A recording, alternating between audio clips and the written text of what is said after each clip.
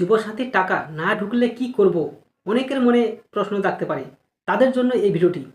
যুবসাথী প্রকল্পে আবেদন করার পরেও এখনো পর্যন্ত তাদের ব্যাংকে অর্থাৎ যাদের ব্যাংকে অ্যাকাউন্টে এখনো টাকা ঢোকেনি, তখন স্বাভাবিকভাবেই একটা দুশ্চিন্তা কাজ করে। আবেদন তো করেছি, সব ঠিকঠাকই দিয়েছি, তাহলে টাকা ঢুকছে না কেন? আর এই অবস্থায় ঠিক কী করা উচিত, সেটাই আজকে আমি আপনাদের সহজভাবে এই ভিডিওতে বুঝিয়ে বলবো। প্রথমেই একটা বিষয় পরিষ্কার করে বুঝে নেওয়া দরকার। অনেক সময় টাকা না আসার পেছনে বড় কোনো সমস্যা থাকে না, ছোটোখাটো ভুল বা টেকনিক্যাল কারণে টাকা আটকে যায়।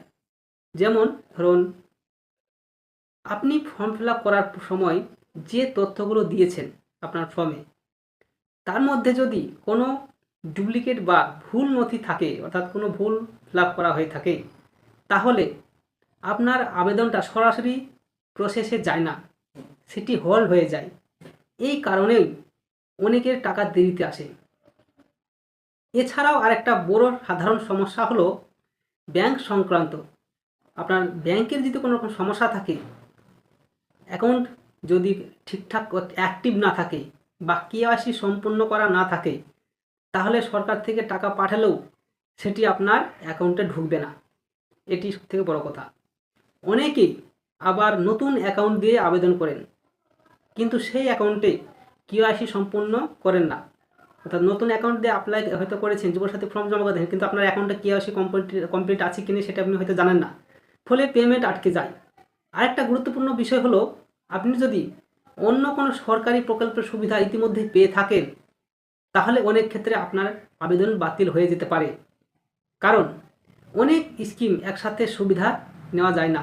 অর্থাৎ আপনারা সকলেই জানেন, যারা অন্য স্কিমের টাকা পাবেন তারা যুবসাথী প্রকল্পের টাকা পাবেন না।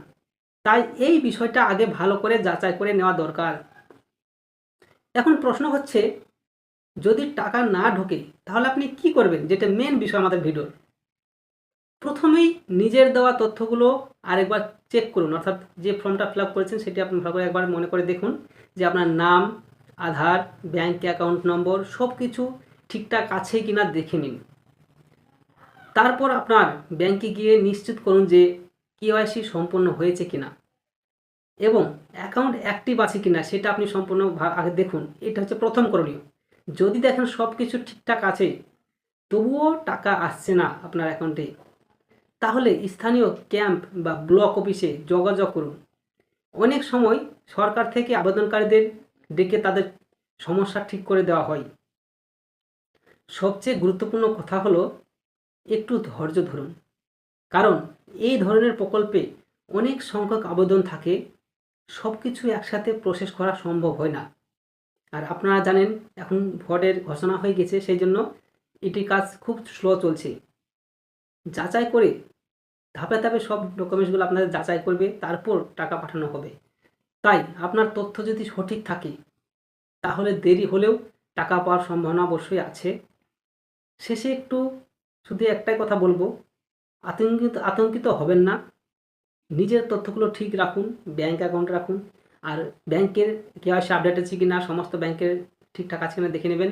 আর অফিসিয়াল আপডেট দিকে নজর রাখুন, তাহলে আপনি বুঝতে পারবেন আপনার আবেদন কোন অবস্থায় আছে এবং কখন পাওয়ার সম্ভাবনা রয়েছে। এবং আপনার যেটা মেন বিষয় সেটা হচ্ছে ব্যাংক অ্যাকাউন্ট সংক্রান্ত। আপনি আপনার ব্যাংক অ্যাকাউন্টটা অবশ্যই ঠিক করবেন এবং ব্যাংকের অ্যাকাউন্ট কেওয়াইসিটা আপডেট করে নেবেন। যদি না থাকে তবেই আপনি আপনার অ্যাকাউন্টে টাকাটা ঢুকবে। আর সবথেকে বড় কথা, ইলেকশন যেহেতু ঘোষণা হয়ে গেছে ভোটের, সেই জন্য ভোটের পরবর্তী ছাড়া আপনার এখন টাকা ঢুকবে না।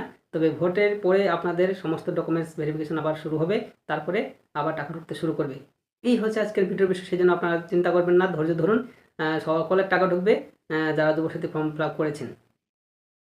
ভিডিওটি ভালো লাগলে আপনাদের বন্ধুবান্ধবকে শেয়ার করবেন এবং সবাইকে এই তথ্যটি জানানোর চেষ্টা করবেন। এবং এর পরবর্তীতে কোনো যুবসাথী বিষয়ে যদি কোনো আপডেট আসে, এই চ্যানেলের মাধ্যমে আপনারা জানতে পারবেন। সেই জন্য চ্যানেলটিকে সাবস্ক্রাইব করে রাখুন। ধন্যবাদ, থ্যাংক ইউ।